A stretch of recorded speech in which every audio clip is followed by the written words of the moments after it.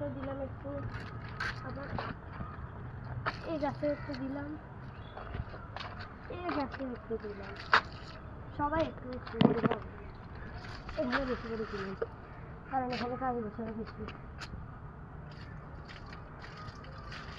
হয়ে গেছে গাছ। এখন এখানে এই গাছটা অনেক ঠিক হয়ে গেছে। আবার আমরা এদিকের গাছগুলোকেও দিব, ড্রাগন ফলের গাছটাকেও দিব। দেখেন গাছ, আমাদের এই গাছের মধ্যে ড্রাগন ফলের গাছের মধ্যে পানি আসতেছে, ফুল আসছে। এখন আমরা পিঁপড়া দূরে দিচ্ছি কারণ নাহলে ফল হবে না। কারণ